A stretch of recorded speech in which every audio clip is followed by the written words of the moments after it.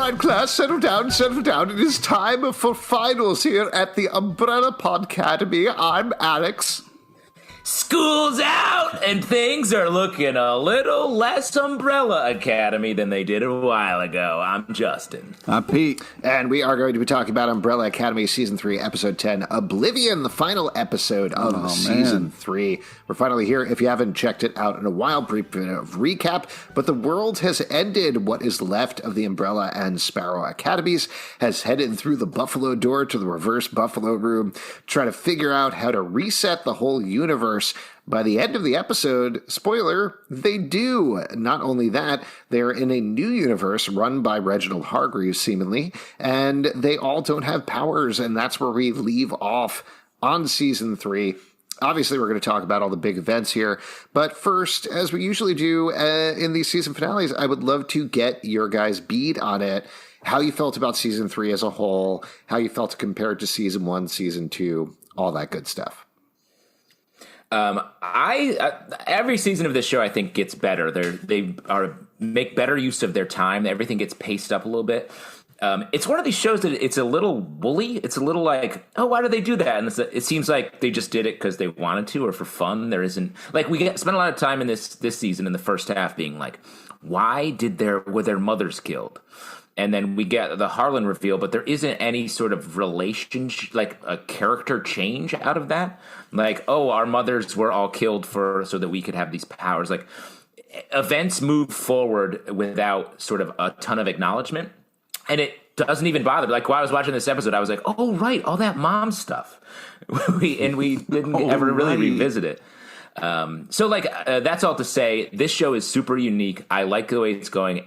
Any shortfalls, I feel like my love for the characters and just the constant story engine keeps me going strong through past that.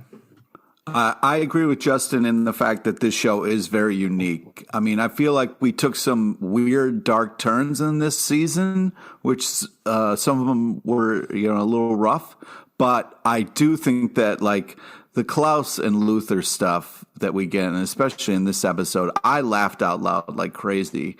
There's a lot of fun. There's a lot of joy to this show. There's a lot of like interesting things happening that you kind of like, there's a fun of like, what's going to happen in this episode? I have no idea. So I think that's very unique and cool about this show that makes me keep coming back for more. And kind of, there's certain great things about each of the seasons. And I do think that they do a good job with the show overall, even though some of it's a little weird.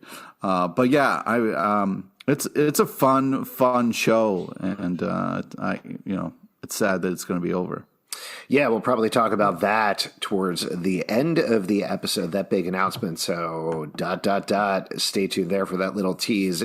I generally agree with you guys. I think just to rank them, I would put this season between Season 1 and Season 2. Obviously, as I've been talking about incessantly, I really didn't like Season 1, loved Season 2. I thought it was phenomenal. So Season 3 is definitely squarely in the middle there, probably a little closer to Season 2 just because of the funds things. But I think, like you were both talking about, what makes it work is the characters. Even if there's stuff wonky, even if I think, like, I didn't love everything in this last episode, and it was weird. If you think overall about the arc of the season, I'm not sure about that. Like, I'm not sure about the general arc of the plot there necessarily, but like Pete was saying, all the stuff with Luther and Klaus in this last episode is fun, and that wouldn't work if we hadn't gotten to a place where the actors are confident in their characters, the writers are confident in writing the characters.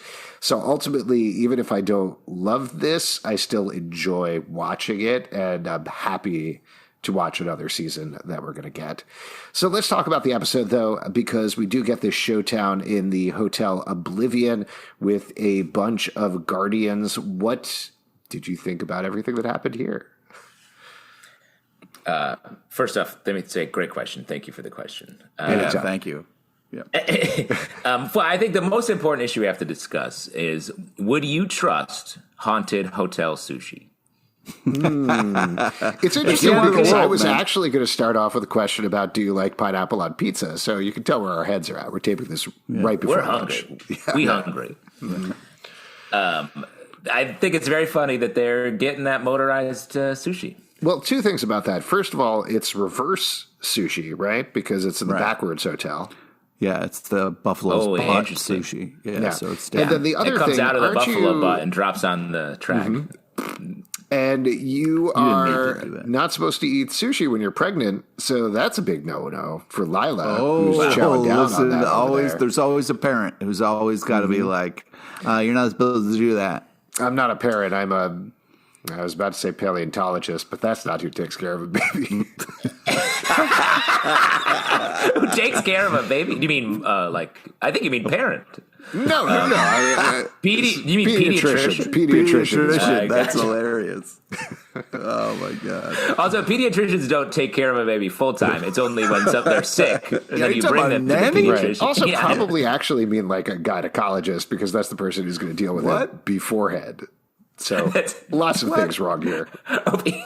Anyway, my medical advice is don't eat sushi if you're pregnant. I'm sorry. You can trust me, a guy who got the term right several times. You've certainly proved your bona fides when it comes to... Have you not eaten in days? I don't know. Oh, man. I'm very happy that the show picked up right where it left off. We kind of jumped through the You haven't answered about the haunted hotel sushi yet. Before you move on, Pete, this is very important. Yes, I would eat it. I would try it because, we're about to go on fight a bunch of ancient warriors, so I'm gonna need some fuel. Even with the revelation that the only people living in the hotel are made out of cockroaches. That's right. Mm-hmm. Yeah. Do you think like the guardians, when the bell's not being run, are in the kitchen just like making tiny sushi with their cockroach hands? I don't know how it works, man. You know what I mean?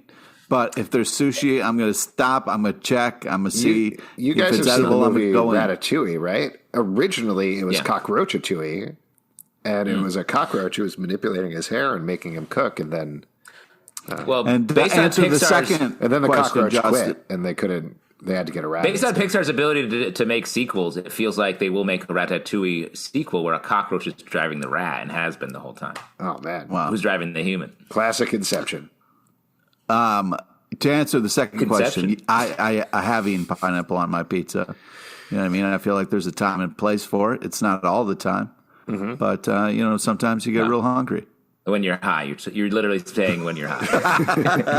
It's what you were really getting to there, not coyly. Let me ask you this: if I opened a restaurant where other foods were served to you on a motorized track. Like, what if you had, like, a Thanksgiving meal that slowly came if you had, out? like, a little choo-choo train or something going around, you could just, oh, my God, like the sushi, the robot sushi in the hotel. If we had other cuisines attached to this. Just making burgers on, like, a little... I think that's the future. Oh, man, that's a great. Pizza? I love like it. Like a very long, thin pizza that goes around in a circle?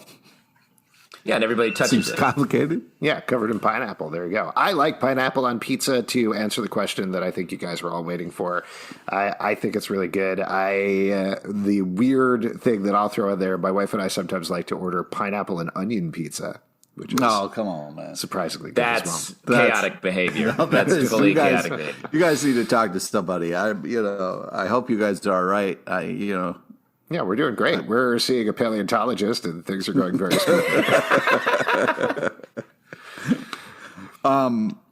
Yeah, I just think that the Luther Klaus that we get in Klaus's world, his home, as he calls it, is hysterical. And I lost my mind laughing when, out of anger, Luther just picks up Klaus and throws him through the side of the hill, and he does this hilarious face and goes like, "Hey," as he like just kind of it's like this fake kind of wall situation that I just lost it. I thought that was the funniest, not only noise that he made and the face as he's kind of like looking back at the camera was so funny. It's interesting. Their whole their dynamic in the opening thing, I agree, was really fun.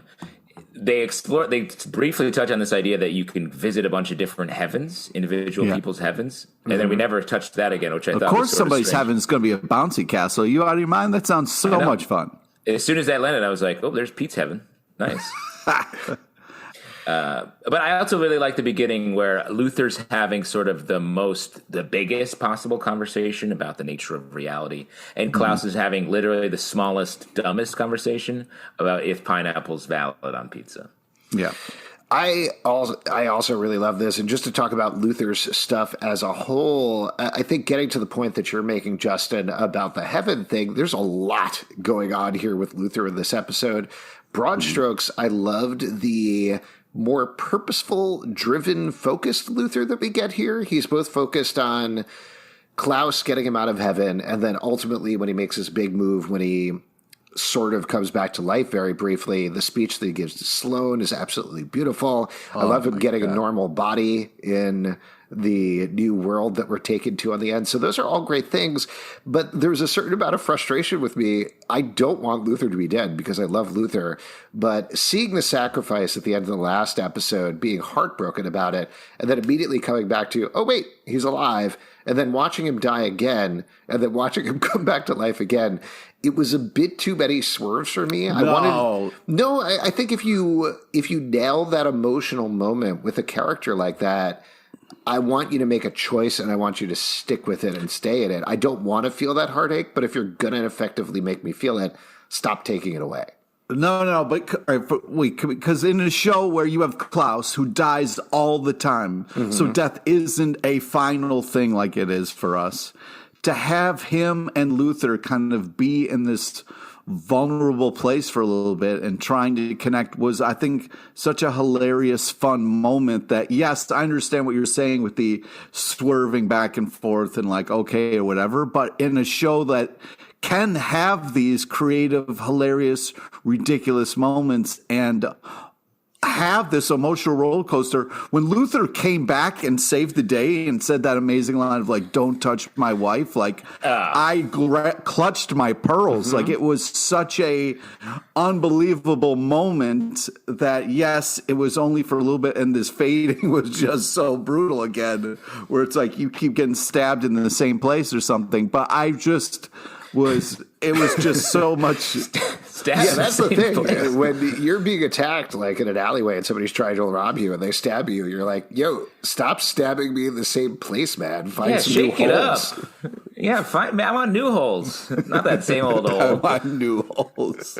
That's what you should yell at somebody who is attacking you. I want new holes. Yeah. Would be confusing. I mean, honestly, if someone shouted that, yeah, that's exactly what I was going to say. That'll scare the shit out of someone. Yeah, I'll be like, wait, I'm helping you? I should stop doing this.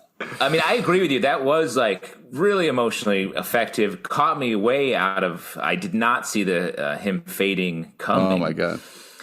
So I really love that, and I know I said this last time. Like, oh, we lost Luther. Their relationship.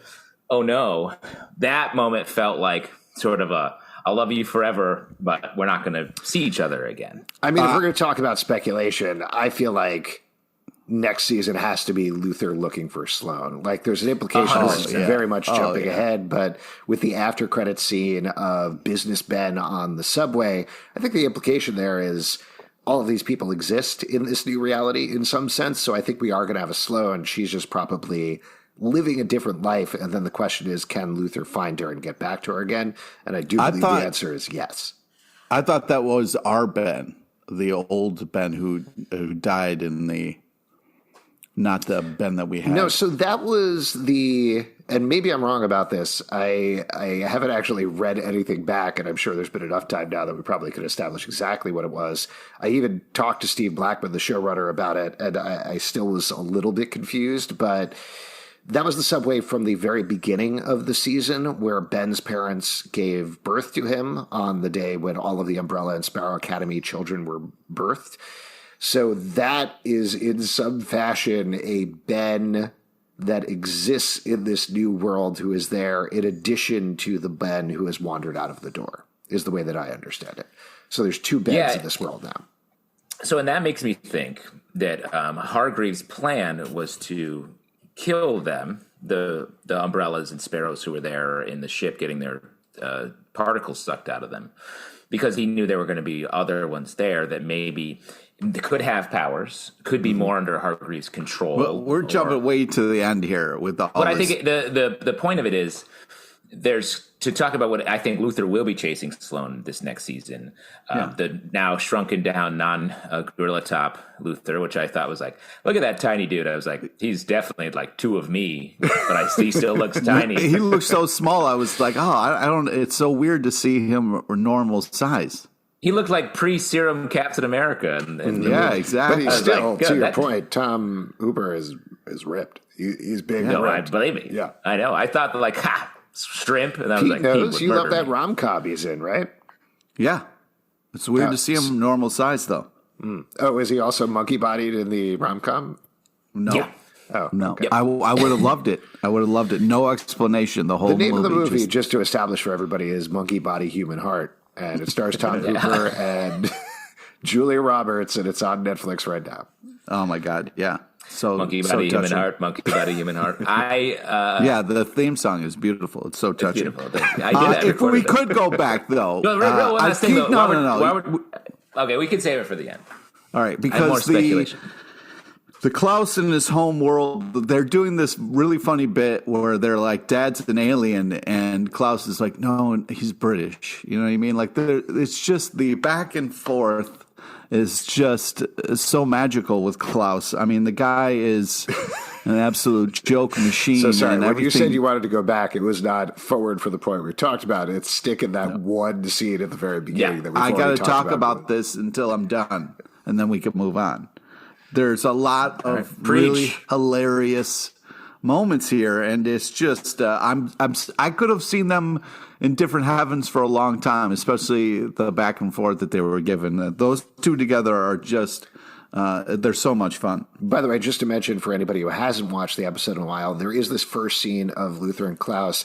Then nothing happens for like 30 minutes, and then they're in a new universe. So there's nothing really in between. So I think we've covered it at this point. No, nothing of value. My God.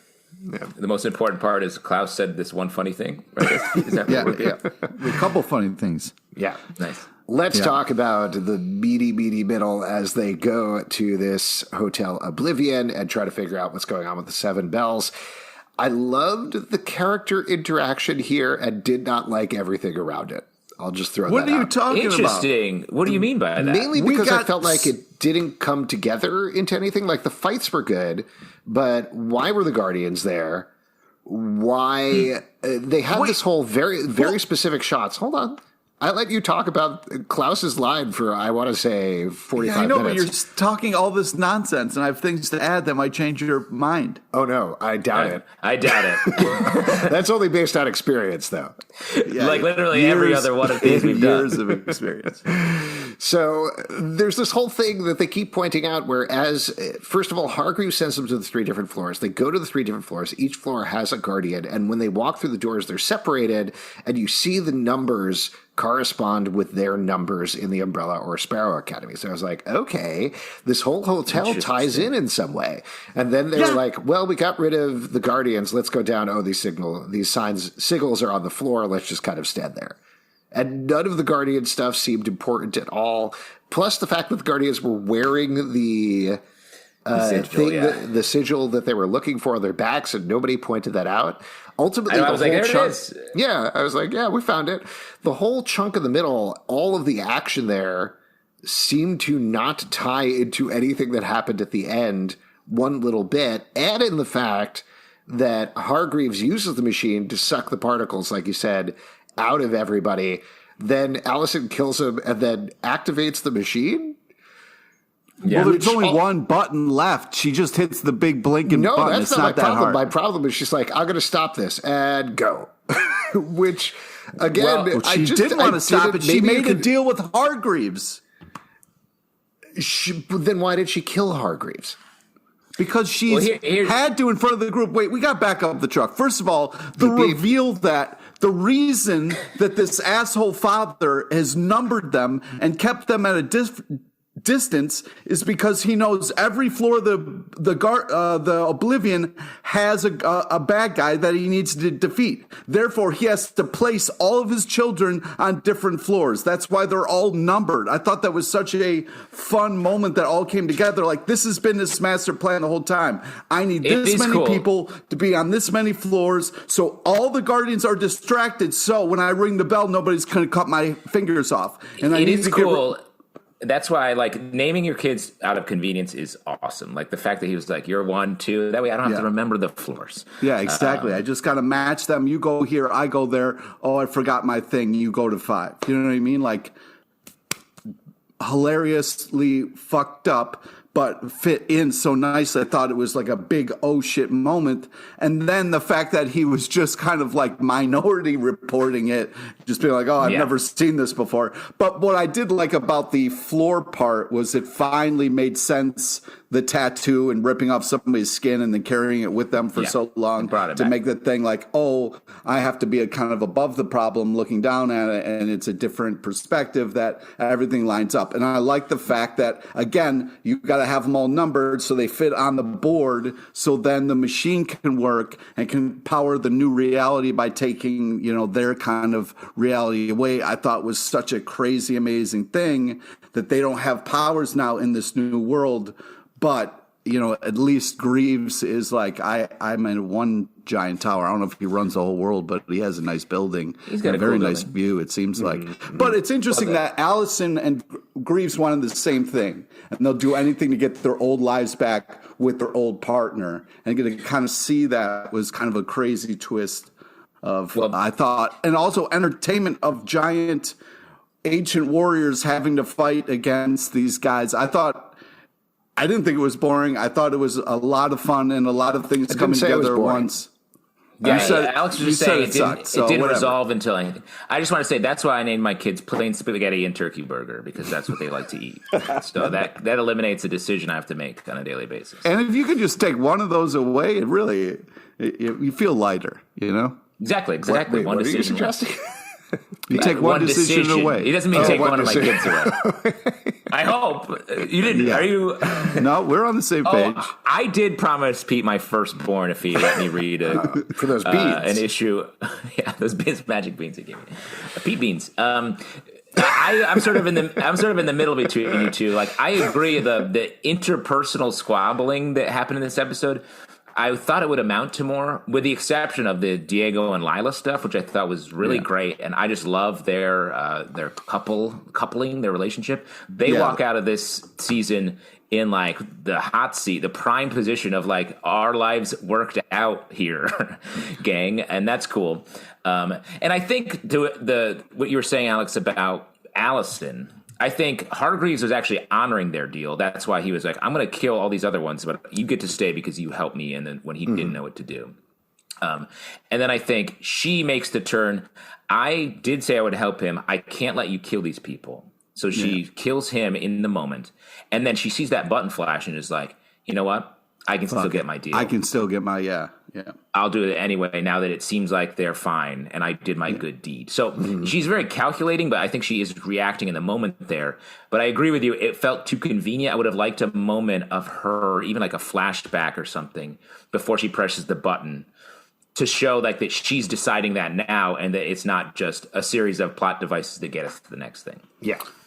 Also, I want to just talk about, the Diego knife throwing, like the way that he's testing the armor, which each throw, and then the third one going in the eyeball of the thing. It was weird that it turns out it was just a giant toy for bugs where they get in it and they can work it like a really well-trained martial artist, which is pretty impressive that bugs can come together. And, I guess if we've learned anything from a rat learning martial arts is that bugs could learn it too. And if you go online, actually on YouTube, they have some early footage of Cockroach Atui as well, which is really impressive. Really impressive. Yeah, it's live action, right? It's not animated. They took a chef and covered him in cockroaches. I mean, I've known a lot of chefs that are. The last restaurant I worked at, the chef was just a ski and soup full of cockroaches, just like the Guardians. Oh wow! How was the sushi? Really good, surprisingly good. Because a cockroach can smell. Because cockroaches eat rotten food; they don't like fresh food, really. So they can tell. They can tell it's fresh. Oh, that's because they don't want it. That's great news. Did anything else happen in this episode? I don't remember. Of our podcast or the show? Because there's a lot going on in our podcast right now. Yeah, there is. I did really like the whole like Diego locking her in a closet and her being like no, and then when she got out, she kissed him. Their relationship is really. She didn't just kiss him; she slapped, kissed, and then I love you to him, which is like basically how I do all my relationships. I mean, something that I think we could talk about is I know I said I felt like the arc of the season was a little wonky. The Diego Lila arc was not. Like, that was very well plotted across. Yeah. Luther and Sloane, I think, really panned out really well. Klaus, once he figured out his powers and everything, I think Klaus is Klaus. It was kind of even here. We didn't get the emotional depth that we necessarily got in season 2 for him. 5 was more of a plot arc, I would say, in terms of him accepting and then moving past his destiny. One that I do have a question about, though, is Victor, because I feel like so much of this season, from the very beginning, obviously it was about Victor figuring out his identity and who he truly is, but it tied into Allison's arc and what Victor and Allison mean to each other. That's one, other than Victor kind of trusting Allison a little bit at the end there, and certainly we got Victor maybe being the impetus for Allison killing Hargreeves. It didn't quite come together with me. Maybe it got like 80% there, but how do you guys feel about it? I agree with you. I don't think of Victor and Allison, if that was the point of the season, it felt a little strange. I would expect to have that set up more. Obviously, they were tied together with Harlan and how Allison killed him, but it felt like Victor's thing has always been like family, like finding his place in this family of non-family members. And so, like, I would have liked to see more of either a stronger connection with Allison before, so there was more of a betrayal when Allison then kills Harlan, or just something. It felt like the problem only emerged after Allison killed Harlan, and then Victor's like, man, that bothers me, but I do still love her because she's my sister. Like, but it just felt a little, like you're saying, just not quite finished. Yeah, but Victor had a sweet asshole line at the end, you know what I mean, when they were all walking away. What was that? Yeah, asshole. Oh, yeah. When Pete says an asshole line, when Pete says asshole line, he means it's just the word asshole. Okay, got it. Yeah, really well, cool. nice. Other notes from the episode that you want to call out in particular? Any scenes or lines jumped out to you? Shout out Indiana Jones and the Last Crusade. We had the same sort of use of the sigils on the floor the whole time. You just got to get that higher perspective. I don't know if that was a purposeful reference, but I definitely got that. That's why I always look down at the floor to make sure there's not a secret entrance to a magical place. Every time. I wanted to shout out Dead is the Dougie. And Ain't No Pain in the Void. It just has some fun dialogue happening. Also, not to steal one from Pete, I'm sure he's going to call this out, but Klaus talking about Luther's pump-up speech and saying this is like half a Rudy. Very funny. Yeah. Yeah, I mean, it was, I believe, and I wrote it down here. Oh, man, so many notes. Take all the time you want. Well, thanks. Why don't you guys, just do a little... Permission granted. Yeah. Well, I mean, Ben's line felt a little, I'm out, bitches. So I was like, unnecessary, Ben. Like, why are you... There, you're just emerged from a non-universe into a new universe, and you're still like, I'm out, bitches? I don't think so, Ben. From one to Braveheart, this was half a Rudy. There we go. Yeah, good line. Great line. Why don't we talk about the end here? I know we've certainly discussed it quite a bit already, but the big news that came out while we were taping the second half of the season of the podcast is that season 4 is going to be the final season of the Umbrella Academy. So not only are we leaving off on this cliffhanger here with Hargreeves back together with his wife in this new world that he's at least partially created, we also didn't mention this, but Allison... this makes it more complicated in my mind, is not back together with her original family. She's with her daughter Claire, and Ray, the guy she was married to back in the 1960s, has replaced her husband, which that moment, beyond the fact that Allison has done some horrible shit this season, that I feel very conflicted about. I felt very upset for her husband, who seems to have been disappeared out of this universe at that moment. It is strange, and that moment made me think, like, so when Allison and Hargreaves had their meeting, was he taking notes like, so you want the guy you dated in the past, you want him to, like, did he construct, when all of the buttons he was pressing in that climactic moment, one of them was like, sub Ray for original husband in Allison's LA That's home. why it was taking so long. He really had to be so specific about who was going where. But I don't know that's necessarily something she's going to pay for in the next season, but certainly she's not going to be particularly interested in helping out anybody else in the Umbrella Academy going forward. That said, I do know, again, from talking that kid's to Steve, going to have questions. That kid's going to be like, Mom, who's this guy? And why do you keep... Yeah. Oh, that's your dad in the new universe, Claire. That's how genetics work. Goodbye. Good night. Sleep well. Bye. So they are going to get their powers back. Obviously, that's something that they're going to have to figure out. And potentially they are. I talked to Steve Blackman about it, and he very specifically was like, yeah, of course that's a place we're going to need to get to. As to how they get there, that's the open question. Also, now that Hargreaves seemingly has his goal, what does that mean for him in the Umbrella Academy going forward? Well, my take on the end is he didn't need to kill them for the sake of this new universe, because once he had the particles, he could do what he did, as we saw, because Allison did it. I think he was like, well, we can't have these remnants knowing about me. Like, I want to wipe them off the board. Allison can stay because we have a deal.